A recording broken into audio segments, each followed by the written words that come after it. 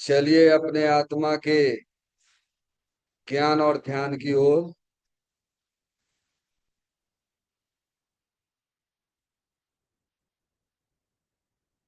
अपने चंचल मन को एवं चंचल उपयोग को स्थिर करने के लिए चिन्वाणी माता के माध्यम से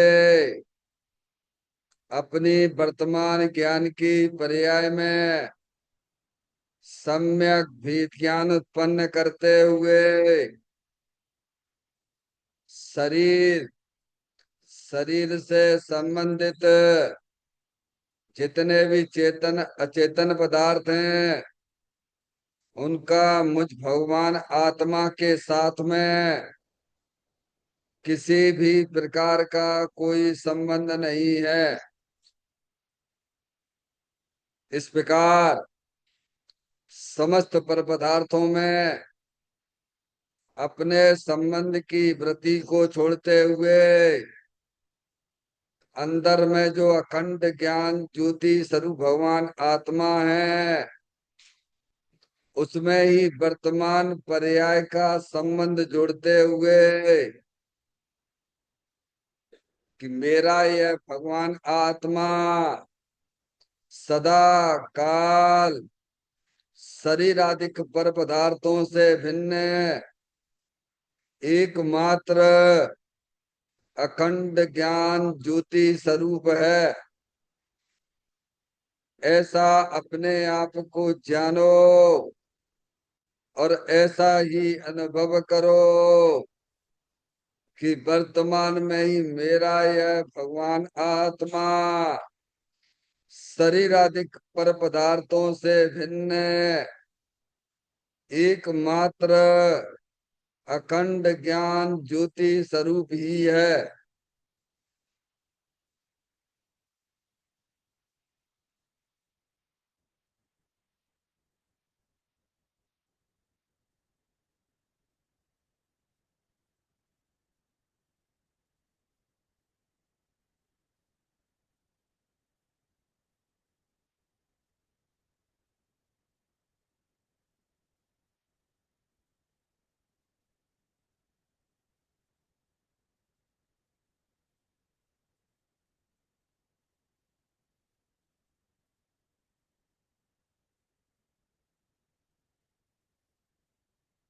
इसी प्रकार से संसार अवस्था में आत्मा की पर्याय में जो विविध प्रकार की पुण्य पाप के परिणाम दिखाई देते हैं वे समस्त परिणाम पर द्रव्यों की लक्ष्य से होने वाले भाव हैं।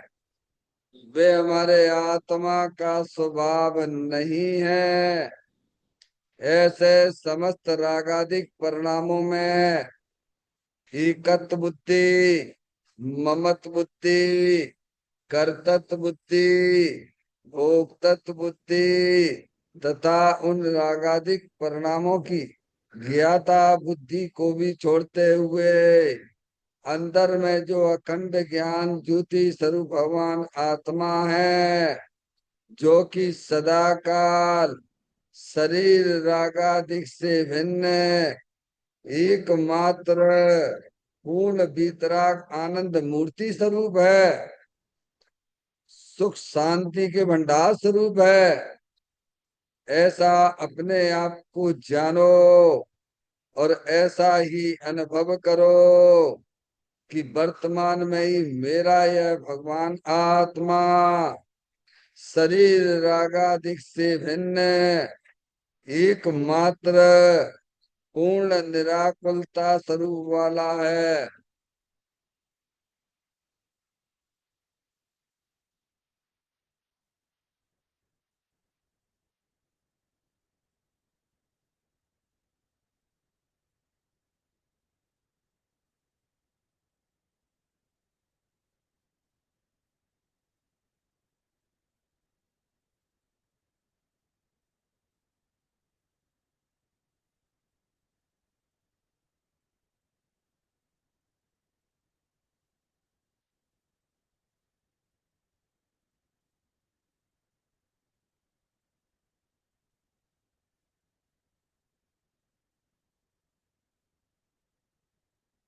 इसी प्रकार से संसार अवस्था में आत्मा के पर्याय में जो पर के लक्ष्य से होने वाला ज्ञान है, वह परलक्षी ज्ञान भी हमारे आत्मा का स्वभाव नहीं है। वह तो इंद्रिय जनित ज्ञान है।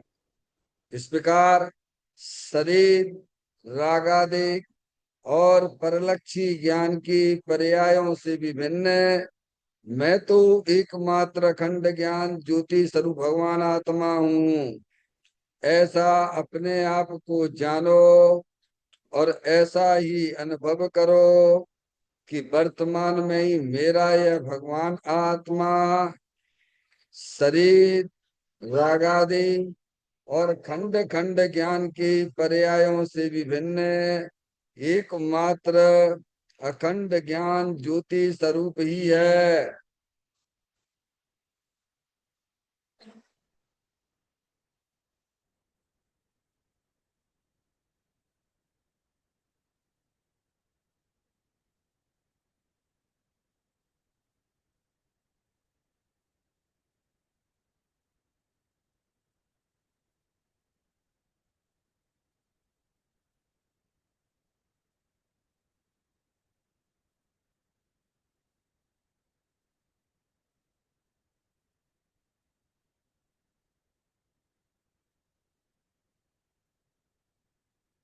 द्रव कर्म, भाव कर्म, नो कर्म रहित शुद्धात्म स्वरूप मेरा ये भगवान आत्मा सदा काल शरीर आदि नौ कर्मों से भिन्न है। मेरा ये भगवान आत्मा सदा काल ज्ञान वर्णादि 8 कर्मों से भी भिन्न है। मेरा ये भगवान आत्मा सदा काल मोह राग द्वेष भाव कर्मों से भी भिन्न है। इस प्रकार द्रव कर्म, भाव कर्म, नो कर्म तीनों कर्मों से रहे मैं तो एकमात्र परम पवित्र शुद्धात्म स्वरूप हूँ, ऐसा अपने आप को जानो और ऐसा ही अनुभव करो कि वर्तमान में ही मेरा यह भगवान आत्मा तीनों प्रकार के कर्मों से रहे एकमात्र पूर्ण वितराग आनंद मूर्ति स्वरूप है, पूर्ण शुद्धात्म स्वरूप है।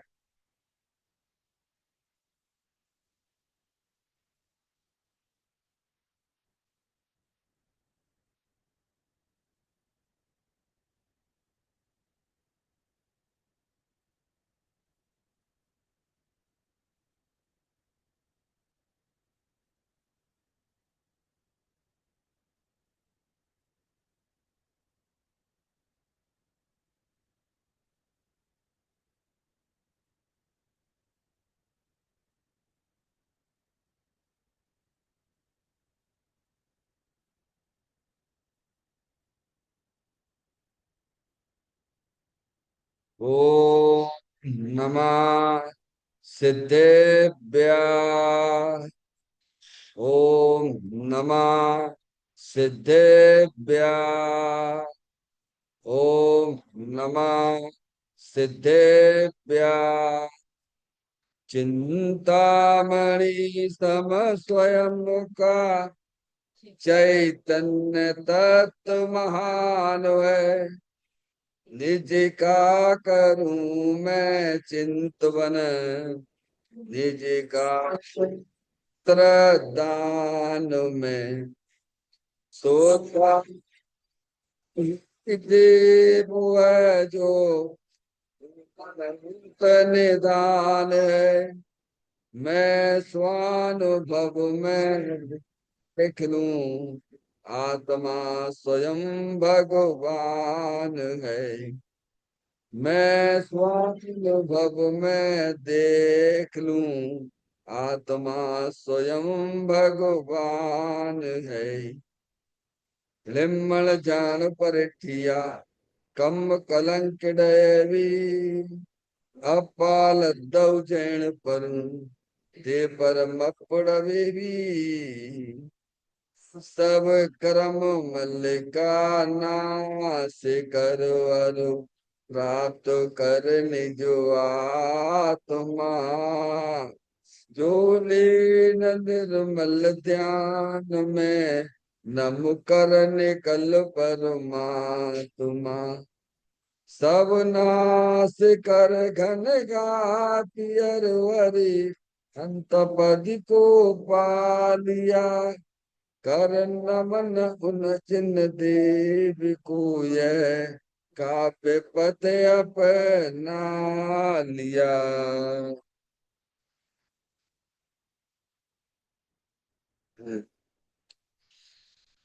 श्री योग सारजी नामक परम आध्यात्मिक ग्रंथ स्वाध्याय हेतु में विराजमान है। आज से 1400 वर्ष पहले इस महान पवित्र ग्रंथ की रचना दिगंबर संत योगेंद्र महाराज जी हुए हैं। उन्होंने इस महान पवित्र ग्रंथ की रचना की और उन्होंने योग सार, योग सार का अर्थ होता है, योग का मतलब जोड़ होता है, किसका किसके साथ में जोड़ करना।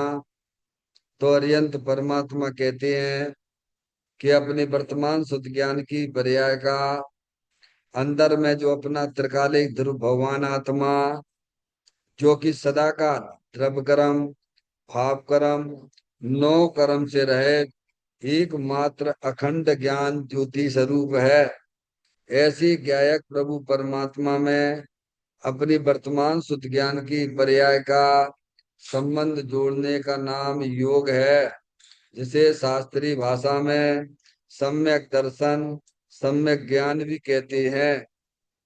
और उस चैतन्य भगवान आत्मा में ही अपनी वर्तमान पर्याय को मग्न कराना, लीन करना, उसमें स्थिर करना, उसे सार कहते हैं, यानी सम्यक चारित्र कहते हैं।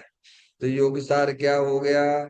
सम्यक दर्शन, सम्यक ज्ञान, सम्यक चारित्र वाली निर्मल पर्याय, पवित्र पर्याय जो अपने आत्मा के आश्रय से प्रकट होती है, इसे या योग सार कहते हैं।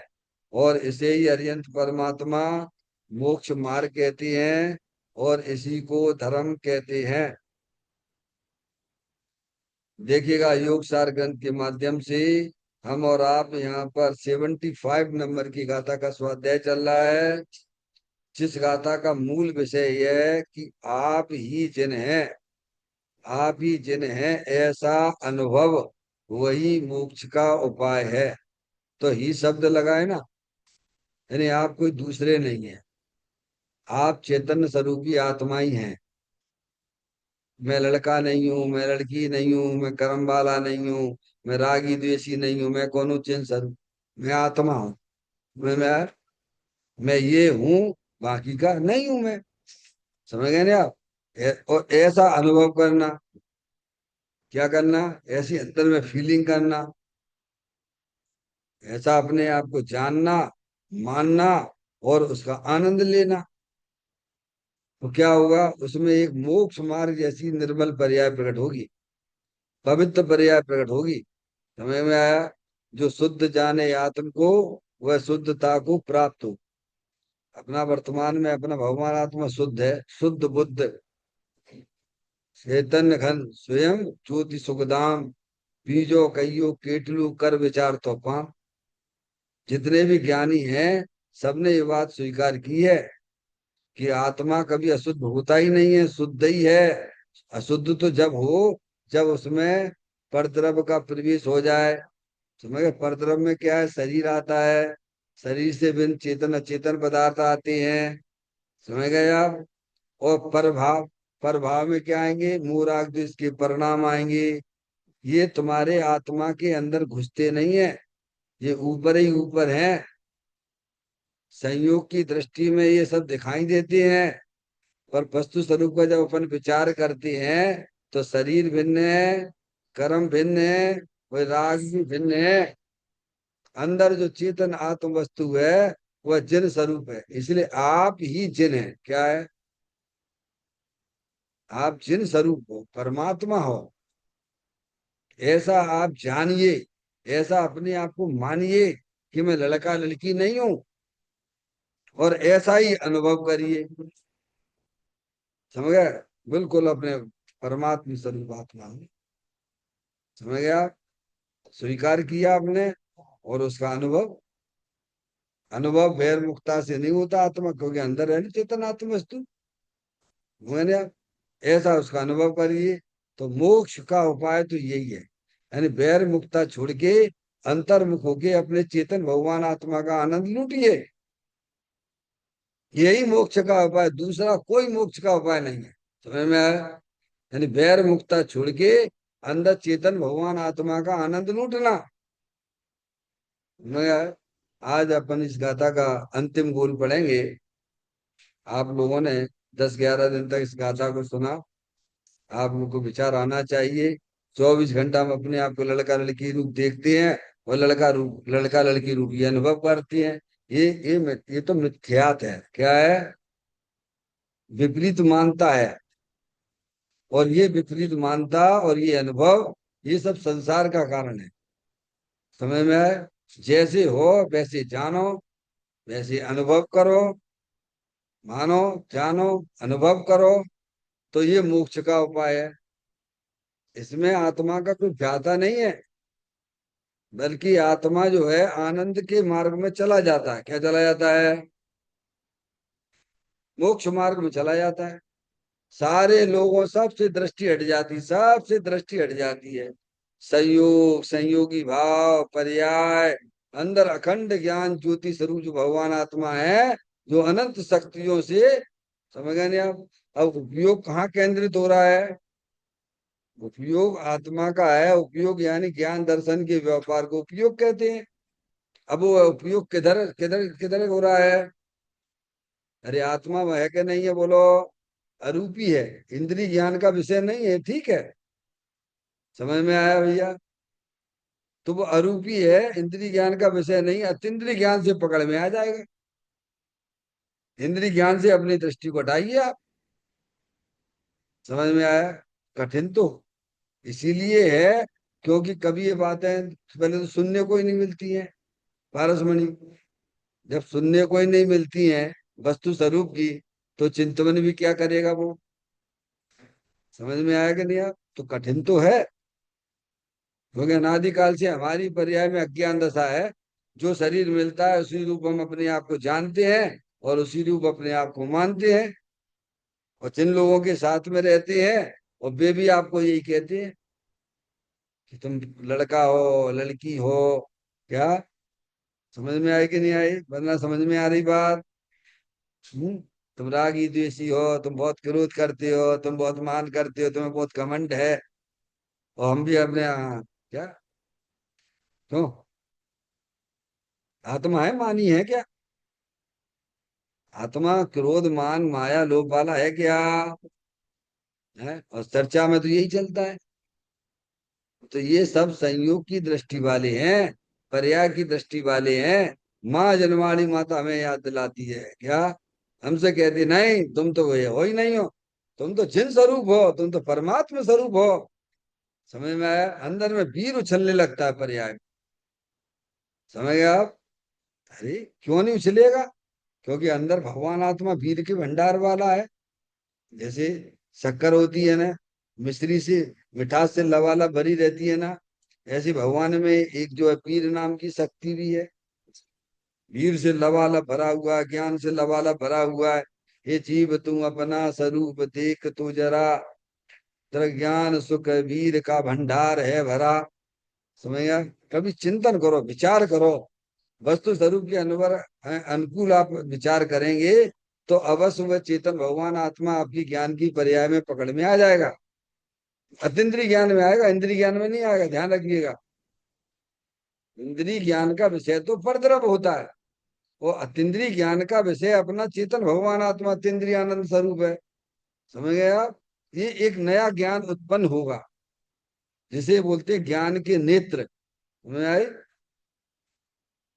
देखो अंतिम चर्चा की ओर चलेंगे गाथा का पाठ करते हुए। जिन दीप जो मैं भी वही, इस भांति मन ने भ्रांत हो। है यही शिव मग योगी जन नाम मंत्र एवं तंत्र है। क्या इस गाथा का मूल विषय है? जो जिनेंद्र परमात्मा है वह मैं ही मैं हूँ, वही मैं हूँ, मैं हूँ वही मैं हूँ। या ये स्वीकार करिए आप। समझ आप जो अभी तो क्या स्वीकार करें बैठे माधुरी? स्वीकार तो कर रहे हो, ऐसा बिना स्वीकार किए नहीं। आत्मा जहां भी रहता है, बिना अपने आप को जाने बिना और बिना स्वीकार किए बिना एक समय भी नहीं रहता है। अब वह आत्मा अपने आप को संयोग से जानता है, संयोगी भावों से जानता है, मानता है। ये इसका जानना और मानना मिथ्या है। समझ में आया? तो कैसा देखें? तो जिन स्वरूप है, जिन परमात्मा देख लिए। कल अपन ने पढ़ा द्रव गुण पर्याय से, जो अपने आत्मा को जानता है कि मेरा भगवान आत्मा भगवान जैसा ही है, भगवान जैसा द्रव्य है, भगवान जैसी शक्तियां हैं। और भगवान की पर्याय में भी जानना जानना हो रहा है, मेरी पर्याय में भी जानना ही जानना हो रहा है। भगवान की पर्याय भी हर समय है उत्पाद व्यय वाली है, मेरी पर्याय भी उत्पाद व्यय वाली। बोलो कहाँ अंतर है? अंतर तो केवल इतना है कि वे अपने आप को आत्मा जान रहे हैं, मान रहे हैं और अपने आत्मा का आनंद लूट रहे हैं। तो यही तो अंतर है ना। तो तुम भी जानने लग जाओ, तुम भी मानने लग जाओ, तुम भी आनंद लूटने लगो। तुम्हें कौन रोक रहा है? अरे भाई क्यों रोक रहा है? पारसमणि, अरे किचन में तो आपके यहाँ भी सामान भरा पड़ा हुआ, पड़ोसी है। अब पड़ोसी ने बाफले बना ले, बहुत बढ़िया। अब खा रहा हो, बना के खा रहा है। तो यहाँ रोने की क्या बात? तुम्हारे भी किचन में माल भरा हुआ, तुम भी बाफले बना लो, खा लो। तो रोने की कहाँ बात है इसमें? अंतर क्या है? मटेरियल पड़ोसी के घर में भी उतना ही है जितना तुम्हारे पास में है।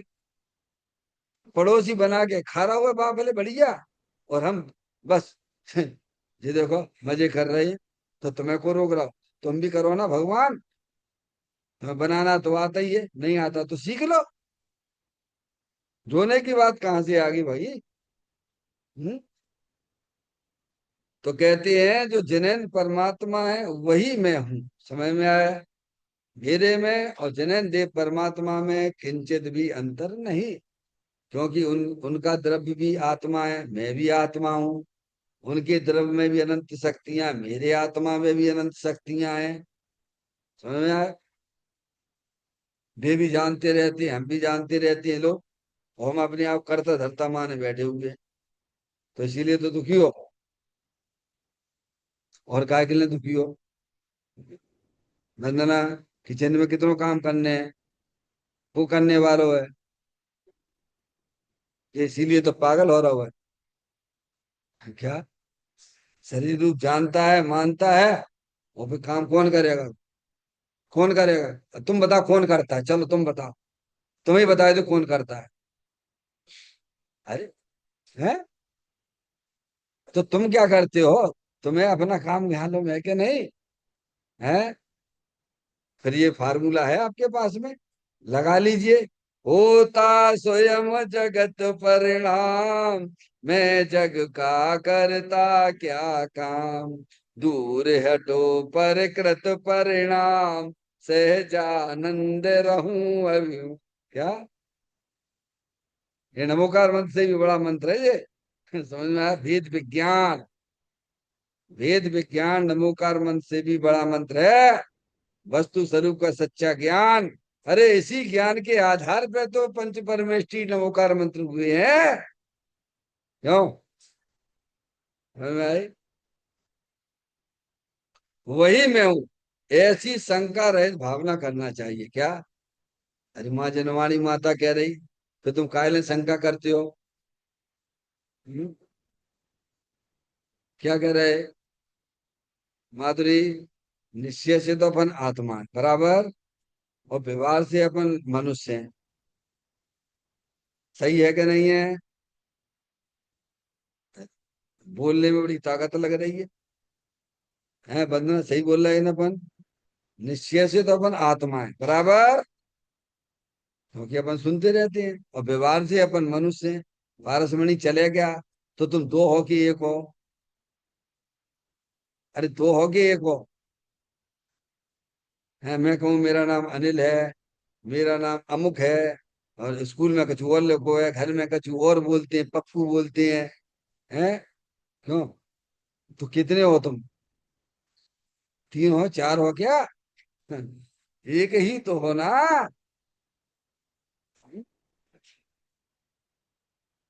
तो कहते वही मैं वही हूं, ऐसी शंका रहित भावना भाना चाहिए क्या? अंदर में परिणामों में किसी प्रकार की कोई शंका नहीं होना चाहिए, होना ही नहीं चाहिए। अरे आपको तो जिनेंद्र परमात्मा कह रहे, माँ जनवाणी माता कह रही है। क्यों? समझ गए आप? तो मन उछल जाना चाहिए। कोई गंदा व्यक्ति बताए आपको तो समझ में आए कि तुम पापी हो, तुम्हारा कभी कल्याण नहीं होएगा, तो एक बार नाराज होने की बात है। यहाँ तो कहते हैं तुम परमात्मा ही हो, तुम और हम में कोई अंतर नहीं है भगवान। ऐसी किसी प्रकार की शंका मत करना। जिन्हें देव परमात्मा कहते हैं, अनंत तीर्थंकर अनादिकाल से यही कहते आ रहे हैं। समझ में आ गई बात भगवान? फिर शंका क्यों रखना? मन उछल जाना चाहिए हमारा, लेकिन उछलता नहीं है। क्यों नहीं उछलता है? कि कैसे हमने काय समय इतने मनुष्य पर्याय में अपन आए हैं। मान लो 30 साल 40 साल से तो मैं लड़का, मैं लड़का, मैं लड़का लड़का, और ये एकदम से कह दे तो भगवान आत्मा हो। है? ऐसा कैसे मान जाए? तो है, जब भी खुलेगी लॉटरी ऐसे ही खुलेगी। समझ में आया भैया? हम्म, ऐसा मन अंदर से प्रफुल्लित हो जाना चाहिए, आनंदित होना चाहिए। हो आज तो माँ जनवाणी माता ने मुझे भगवान आत्मा कहा है। मैं तो जिन स्वरूप हूँ, मेरे में भगवान में कोई अंतर नहीं है। समझ में आया? किसी प्रकार की ज्ञान में शंका मत रखना। संशय विपर्य अनध्यवसाय ये ज्ञान के दोष हैं। क्यों रखना? ये अरिहंत परमात्मा कह रहे हैं ना। तो पुण्य होगा कि पाप होगा, भले ही आत्मा का अनुभव नहीं हो संजय भैया, भले ही आत्मा का अनुभव ना हो, अगर हमने जनवाणी माता की विकल्प में भी स्वीकार करी है, तो आप शुभ भाव तो आपको होगा, गारंटी से होगा। क्या कह रहे हैं? आत्मा का अनुभव होगा तब तो मोक्ष मार्ग जैसी निर्मल पर्याय प्रकट होंगी ही होंगी। लेकिन आप जनवाणी माता की, भगवान की बात, साधु परमेष्ठी की बात अपने ज्ञान में स्वीकार करते हो, तो भी आपको शुभ भाव होगा। समझ में आया भैया? तो भाव भी होगा, वो निकट होकर की, वो भी वो है ना, से नियम से खुश भाव में। हाँ हाँ बिल्कुल बिल्कुल, क्योंकि अब आप सही मार्ग पे आ गए हो। लिखा है ना, पद्मनंदी आचार्य उन्होंने लिखा ना, पद्मनंदी पंचविंशति का में, निकट भव्य है। जिसने अपने आत्मा की बातें प्रसन्न चित्त से सुनी है, अभी आत्मा का अनुभव नहीं हुआ। क्या? प्रसन्न चित्त से, ऐसे रोते रोते नहीं। घर से भी अपन विदा करते हैं किसी को, तो कैसे करते? अरे बेटा मत रो के मत जा, कुछ बात है तुम बताए दो, अब रुक जा, बाद में चले जाइए। अच्छे मन से जाओ, प्रसन्न मन से जाओ। क्या? क्यों रोते रोते जाओगे, मरे की खबर लाओगे तुम? तुम्हें क्या तकलीफ, तुम मुझे अभी यहाँ बता दो। प्रसन्न सुचित होके जाओ। ऐसी माँ जनवाणी कहती प्रसन्न हो जाएगी आप। कोई शंका मत रखिए। यहाँ दुनिया में तो सब मोही जीव घूम रहे हैं, लेकिन हम वीतरागी संत हैं। हम तुमसे कह रहे हैं, तो हमारी बात पे विश्वास करिए। ये अरिहंत परमात्मा की यहाँ से आई हुई बातें हैं। हमें ऐसी शंका रहित होकर अपने आत्मा का अनुभव करना चाहिए। हमें मोक्ष का उपाय तो यही है। क्या है? क्या बोला? भैया मोक्ष में चलने हैं संजय भैया के नहीं? नहीं अभी से इच्छा नहीं है तो घूमते रहियो, हो जा दुखी चले जाइए। अभी तो मनुष्य पर्याय मिली, बड़े मुश्किल से मिली है। फिर कीड़े मकोड़े हो जाओगे, जहां से आए हो वहीं चले जाओगे। समझ में आया? क्यों? मोक्ष का उपाय तो यही है कि मैं परमात्मा स्वरूप आत्मा हूँ, चिन्ह स्वरूप हूँ, और निरंतर अपने आत्मा का आनंद लेते रहना, ये मोक्ष का उपाय, यही लिखा ना, मोक्ष का उपाय यही है। कोई मंत्र, कोई तंत्र, कुछ नहीं है। समझ में आया भैया? देखिएगा अंतिम चर्चा की ओर।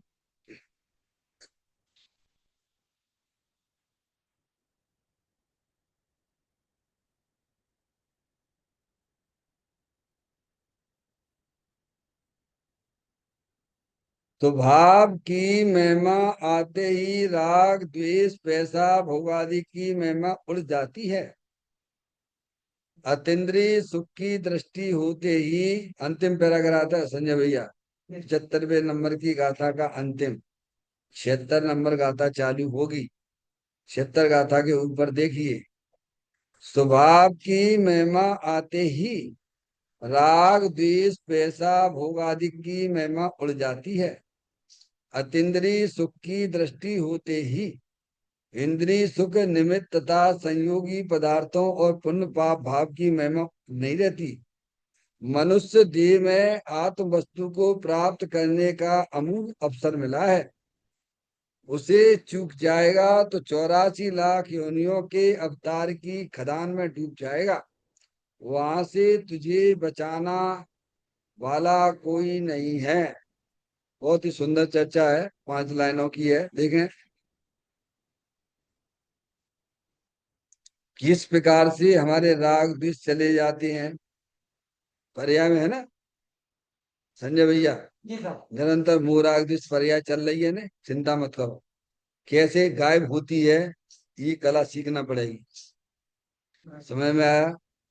तो कहते हैं स्वभाव की महिमा आते ही, किसके? अपने आत्मा के स्वभाव की महिमा। ओ हो, मैं तो चिन्ह स्वरूप, मैं तो परमात्मा स्वरूप। तो राग द्वेष पैसा भोगादि की महिमा उड़ जाता है क्या? उसके ज्ञान में से आओ पार हो गए। जैसे आपने जो है अंधकार छाया हुआ है और आपने प्रकाश कर दिया, तो अंधकार चला गया कि नहीं चला गया? ऐसे ही संसार अवस्था में आत्मा की पर्याय में जो मूल आदेश के परिणाम है ना, वे कैसे भगाओगे पारसमणि? अब आत्मा को जानोगे, आत्मा की महिमा तुम्हारे पास में होगी, तो वे उड़ जाएंगे, कपूर की तरह उड़ जाएंगे। समझ में आती है बात? बोलो तुम काय से परेशान हो? परद्रव्य से परेशान हो कि अपने बेकार भाव से परेशान हो? बोलो, पहले ये बात करो निर्णय। कितने दिन हो गए भगवान की पूजा भक्ति करते करते, पर भगवान क्या कह रहे ये भी तो सुन लो भैया। भगवान को क्या सुनाते हो? उन्हें कोई जरूरत नहीं है तुम्हारे पूजा की। भगवान क्या कह रहे हैं वो समझो पहले। आप काय से परेशान हो वंदना? परद्रव्य से परेशान हो कि अपने मूराग से परेशान हो? इतना निर्णय करो। है मूराग से परेशान है, बहुत अच्छी बात है। यहाँ तक आना भी बड़ा मुश्किल है। समझ में आया भैया? नहीं, सब वहीं अटके पड़े हुए हैं बाहर ही बाहर में। कोई कहेगा कि मेरे पास में मकान नहीं है, मेरे पास में रुपया पैसा नहीं है, समझ में आया? खाने पीने की व्यवस्था नहीं, इसीलिए दुखी है। कैसे? अधिकांश लोग इसी में अटके हुए। काय में? अपने दुख का संबंध कहाँ जोड़ते हैं? संयोगों से जोड़ते हैं। कोई कहेगा अब क्या करें, हमारा शरीर काम नहीं करता, मैं क्या करूं, बहुत दुखी हूं, हे भगवान मुझे इस संसार से उठा लो। है? कहाँ से उठा लो? हाँ हाँ, मैंने बहुत से ऐसे देखे हैं, कहने वाले आपको भी मिले होंगे। ये शरीर में रोग नहीं हो जाता है? हैं? अब खांसी खांसी चल रही है, भगवान ये भगवान मर जाए, भगवान अच्छे हो, भगवान तुम उठा ले भगवान। क्या कह रहे? पर इसने इतना कभी नहीं सोचा। हमारे सनत कुमार मुनराज कभी दिमाग नहीं लगाता है। सनत कुमार मुनराज 700 वर्षों तक उनके शरीर में कोढ़ रहा। समझ में आई कि नहीं आई? और फिर उनकी चर्चा देव गति में चलती थी कि सनत कुमार मुनराज की क्या श्रद्धा है, देखो तो गजब, देखो भाई, क्या उनका ज्ञान है, क्या उनकी श्रद्धा है। ऐसी चर्चा चल रही थी देवलोक में, 2 बार चली है। जब वे राजपाट में थे, उनकी सुंदरता की चर्चा चली। जब वे मुनि अवस्था में थे, 700 वर्ष तक कोढ़ हुआ, कोढ़ के लक्षण तो वहीं दिख गए थे। कहाँ कहाँ दिख गए थे, जब वे राजा थे। हम्म, तभी तो इंद्रदेव आके बोलते, हो आपकी सुंदरता की चर्चा तो बहुत गजब की चलती है, विश्व में अगर कोई है पृथ्वी पर सुंदर, तो वह सनत कुमार हैं, राजा सनत कुमार हैं। तो नहीं रहा गया देवों के, तो नहीं, चलो देखते हैं। तो वो जो है, क्या बोलते हो आप, वो है ना अखाड़ा, नहीं होता अखाड़ा, अखाड़े में कुश्ती नहीं लड़ते हैं। तो वहां आके देवों ने देखा, देखा, ओ वास्तव में क्या सुंदरता, सही है, जो चर्चा चलती थी देवलोक में, देखा। तो सराहा ने गया, तो बोला, राजन, आपकी चर्चा की प्रसिद्धि, आपकी सुंदरता की प्रसिद्धि तो हमारे देवलोक में भी चलती है। उसको जरा ईमान हो गया है। अभी क्या है, जब हम सिंहासन पे बैठेंगे ना, क्या, जब हम सिंहासन पे बैठेंगे ना, तब तुम देखना हमारी सुंदरता, ये क्या है, ये क्या है। ईमान हो गया, ठीक है। देवगति के देव ने कहा, ठीक है, कल आके देख लेते हैं। आए, देखा, वे बड़ा बिल्कुल क्रीम पाउडर वाउडर जो भी होता है लगा लेते नहीं। बढ़िया माला वाला जो भी है, श्रृंगार के साथ में दिखाना है ना दूसरे को, किसको, अपनी सुंदरता दिखानी है ना। बोलो, देव राजन बोला, बोलो ना देव, अभी बोलो क्या है, सुंदर के नहीं मैं। देव बोला, अरे राजन, जो सुंदरता कल थी वो आज नहीं है। क्या आया जवाब, कैसी बात करता, आज तो मैंने बिल्कुल बाकायदा नहाए धो के क्रीम पाउडर आउडर है, जितनी सारी जो आज रतन के वतन के जो भी है, पहन पान के आराम से बैठे हैं, और कह रहा हूँ आज नहीं, ऐसे कैसे कह रहा है। राजन, तुझे जो है कोड़ हो गया तेरे शरीर में। क्या बोला, ये लक्षण वहां दिखे थे, तब 700 वर्ष तक उनके शरीर में कोड़ रहा। वहीं से उनको बैराग हुआ। क्या कह रहे हैं, जब देव ये बोला कि कल आज तुझको रोग हो गया, कोढ़ रोग हो गया अंदर ही अंदर, हो ऐसे शरीर के क्षण भंगुरता का विचार करके बैराग हो गया, मुनि हो गए। क्या, फिर क्या किया, 700 वर्ष तक कोढ़, समझ में आया भैया। फिर उनकी चर्चा चल रही थी, उनके ज्ञान की, उनकी श्रद्धान की, समझ में आया भैया, कि अगर कोई है तो इस पृथ्वी पर ज्ञान श्रद्धान वाले, तो वे सनत कुमार मुनराज हैं। आए वहां से परीक्षा करने के लिए, देखा, तो उन्होंने कि इनके शरीर में रोग है, चलो ऐसा करते हैं, हम इनका देखते हैं, ज्ञान श्रद्धान देखते हैं जरा। क्या, तो बोले कि महाराज, जो आपके रोग है उसकी दवाई मेरे पास में है, आप कहो तो मैं आपको दे दूं। तो क्या बोले, बोलो सनत कुमार मुनराज, कि मुझे रोग तो है, मुझे रोग जन्म मरण का है, क्या वो दवाई तुम्हारे पास है तो दे दे। हे महाराज, ये तो आप ही के पास है, कौन सी, समझ में आया भैया। ऐसे ही कहते हैं कि शरीर में पर द्रव दुख का कारण है, शरीर में कैसा भी रोग हो भैया, वह दुख का कारण नहीं है। पर सारी दुनिया यही मान के चलती है कि पर द्रव दुख का कारण है, आगे समझ में। तो दुख का कारण कौन है, पारसमणि बोलो। अपने आत्मा में जो विकार रूप परिणति हो रही है, वही दुख का कारण है। तो प्रभु वो कैसे बैठेगी, तो क्या, अपने आत्मा की स्वभाव की महिमा करो, क्या करो, वह दुख को दूर करने के नहीं करने, भाव कर्म ये भाव मरण सदियों से करता आया है भगवान। ये रोग रोग नहीं लगता है तेरे को, शरीर के रोग को अपना रोग समझता है। और आत्मा में जो मोह राग देश तुम जो पनप रहे हैं भगवान, जो तुम्हारे संसार का कारण भी बनते हैं, तो कहते प्रभु मुझसे मैं कैसे बचूं? तो कहते अपने आत्मा को पहचान कर उसकी महिमा करिए। क्या करें?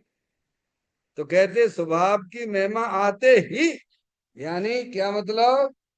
अरे आपको यह अंधकार भगाना है, उस अंधकार को भगाने के लिए आप लोग क्या करेंगे? काफी समय से अंधकार बना हो भाई साहब, हैं? तो आप थोड़ा सा प्रकाश कर दीजिए, अंधकार तो स्वयं ही उड़ जाता है, भाग जाता है। ऐसे ही हमारी आत्मा की पर्याय में जो संसार अवस्था में जो मोह राग द्वेष है, वे प्रभु कैसे भगेंगे? कि अपनी आत्मा को पहचानिए। हमारा आत्मा चित स्वरूप है, परमात्मा स्वरूप है, जिसकी महिमा अनंत तीर्थंकर अनंत काल से करते चले आ रहे हैं, तो भी उसका गुणगान होता नहीं। ऐसा भगवान आत्मा है। कैसे करूं गुणगान प्रभु जी तेरो, कैसे करूं गुणगान, सारी पृथ्वी कागज बनाऊं, समुद्र जल की स्याही लाऊं, तो भी ना हो तेरा बखान, प्रभु जी तेरो कैसे करूं कल। है बखान। देखो, एक तो मैंने आपको ऐसे बताया, और दूसरी बात ये है कि हमारे पंच परमेष्ठी जो है ना, जिनकी अपन माला जपते हैं, जिनकी अपन पूजा करते हैं ना भाई, वे क्या कर रहे हैं? बताओ वे क्या कर रहे हैं? जो बड़े लोग अच्छा काम करते हैं, वो काम हमें भी करना चाहिए कि नहीं करना चाहिए संजय भैया? हैं? क्या कर रहे हैं वे? वे निरंतर अपने आत्मा का आनंद लूट रहे हैं। क्या कर रहे हैं? साधु परमेष्ठी की बात करें, चैतन्य गुफा में मुनुवर बसते, अनंत गुणों में केली करते, एक ही भाव न भाए मन में मधुबन में। क्या कर रहे हैं? वो आत्मा है कि नहीं हमारे पास में? है। हमें उसका ज्ञान करो, और अपने ज्ञान में उस आत्मा की महिमा लाओ, तो क्या होगा? जो दुख रूपी पर्याय मोराग द्वेष वे क्या हो जाएंगे? वे कपूर की तरह उड़ जाएंगे। यही एक उपाय है उनको भगाने का। अब ये काम चाहे तुम आज अभी से चालू करो, और चाहे अनंत काल बाद करो, करना तो पड़ेगा। कहते हैं स्वभाव की महिमा आते ही, आ गया, आते ही, ये शब्द दिया, आते ही राग द्वेष पैसा आदि भोग आदि की महिमा उड़ जाती है। क्या हो जाती है? कपूर की तरह उड़ गई, उसके ज्ञान में से चली गई, उसके श्रद्धान में चली गई। समझ गए? ये है। फिर कहते हैं अतीन्द्रिय सुख की दृष्टि होते ही, किसकी? अतीन्द्रिय सुख की दृष्टि होते ही इंद्रिय सुख, निमित्त तथा संयोगी पदार्थों और पुण्य पाप भाव की महिमा नहीं रहती। क्या है? कितनी बात बताई है? अतीन्द्रिय सुख की दृष्टि। अतीन्द्रिय सुख की दृष्टि का मतलब क्या? कि अपना भगवान आत्मा अतीन्द्रिय स्वरूप है, इंद्रियों से रहित है। समझ में आया भैया? अतीन्द्रिय आनंद स्वरूप है, सुख शांति के भंडार स्वरूप वस्तु है। उसकी दृष्टि, उसकी दृष्टि का मतलब क्या है? कि अपने ज्ञान का परिवर्तन, दर्शन का परिवर्तन द्रव्य स्वभाव के सन्मुख हो जाता है। क्या हो जाता है?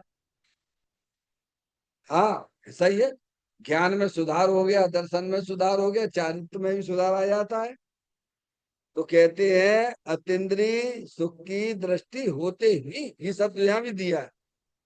इंद्रिय सुख, इंद्रिय सुख जो शरीर को अच्छा लगे, है समझ में आए, स्पर्श इंद्रिय के विषय भोग, खाने पीने की सामग्रियां, आज क्या भोजन बनना चाहिए संजय भैया, सब काय में उलझे पड़े हुए हैं, इंद्रिय सुख में ही उलझे हुए हैं। और ये आत्मा कब से इंद्रिय सुख में उलझा हुआ है? आत्मा कहो या आप कहो, बात एक ही है कि आप आत्मा ही हो। क्या? कोई स्पर्श इंद्रिय के विषयों में देख रहे हैं ना क्या आ रहा है टीवी पे आप? अरे सुनते हो कि नहीं सुनते हो? आप तो न्यूज पेपर देते हो सबको भाई। क्यों? सब दुनिया इंद्री के विषयों में, सब उसी की दौड़ में लगे हुए हैं। काय के लिए? इंद्रियां अनुकूल होने चाहिए, बढ़िया एसी होना चाहिए, बढ़िया फोर व्हीलर होना चाहिए, खाना पीना बढ़िया होना चाहिए, सब कहाँ उलझे पड़े हैं। समझ गया? तो इंद्रिय सुख निमित्त, निमित्त पर तथा संयोगी पदार्थ है। समझा? ये लड़का हमारे लिए है, बच्ची हमारे लिए, ऐसा कर दे वैसा कर दे। देख नहीं रहे दुनिया में क्या चल रहा है। आपके सामने तो कोरोना का रोग भी आया, अभी भी चल ही रहा है। अभी हो जाए शरीर में रोग तो क्या करेगा? कौन करेगा? माधुरी, जो तुमसे प्रेम करता है नहीं, वो कहे दूर ही दूर रहो, दूर, बिल्कुल दूर। और ऐसा हो कि शकल देखते ही और लग जाए तो अरे भैया शकल भी मत दिखा। समझ में आया भैया? तो कहे हैं, तब भी बैराग नहीं आता। गजब तो देखो, कैसा पागल हो रहा हो जी। सामने सब कुछ हो रहा है, तो भी इसको पर द्रव्यों की, पर पदार्थों की, निमित्त की महिमा घुसी हुई है इसके दिमाग में। हम्म। और पुण्य पाप भाव की महिमा क्या है? खूब कमाओ खाओ, है, बस कुछ नहीं होता। क्या मंदिर मंदिर में रखा है रसमणी? इतना समय हो गया, तुम्हें क्या मिला मंदिर में? अरे दुकानदारी करो, पैसा ऐसा कमाओ, पाप परिणाम है ये। समझ गया? पंचेंद्री के विषय को खाओ पियो मस्त है, मसीह मस्त है। और या फिर नहीं, भगवान की पूजा भक्ति भी चलना चाहिए भैया। जब तक पुण्य पाप की महिमा भी रहती है, तब तक ये आत्मा अटका हुआ है, संयोग में अटका हुआ है या पुण्य पाप के भावों में अटका हुआ है। जबकि भगवान आत्मा तो संयोग और संयोगी भाव से भिन्न वस्तु है। समझ में आया? तो कहते हैं, जब अपने आत्मा अतीन्द्रिय आनंद स्वरूप है, सुख शांति के भंडार स्वरूप वस्तु है, उसकी दृष्टि होते ही इंद्रिय सुख कपूर की तरह उड़ गया। क्या हो गया? उड़ गया। और निमित्त ज्ञान में से गायब। ज्ञान में सब है, लेकिन उनकी दृष्टि नहीं है। क्या कह रहे? तो ज्ञान जानना तो हमारा स्वभाव है। सुपर प्रकाशक शक्ति हमारी, ताते ब्रह्म वेद है भारी। क्या कह रहे हैं भैया? ये तो हमारी, ये तो हमारा स्वभाव है। लेकिन महिमा, महिमा नहीं है। जानते सबको है, दृष्टि रब स्वभाव की है। समझ गए आप? दृष्टि में एक अपना आत्मा, दृष्टि में बस एक ही आया, ज्ञानमयी शुद्धात्मा, अनुभव में बस एक ही आया, ज्ञानमयी शुद्धात्मा। मैं ज्ञायक हूँ, मैं ज्ञायक हूँ। समझ? एक ही बस ज्ञानी के ज्ञान में अपना आत्मा, श्रद्धान में अपना आत्मा, चारित्र में अपना आत्मा। नियम सार में तो गाते ही है। तो कहते हैं, पुण्य पाप भाव की महिमा नहीं रहती, फिर नहीं रहती। पुण्य पाप के परिणाम तो रहते हैं। भूमिका के अनुसार ज्ञानी सम्य दृष्टि हो अथवा देशव्रति हो, यहाँ तक पुण्य पाप का अस्तित्व है। पाप का अस्तित्व देशव्रति तक है।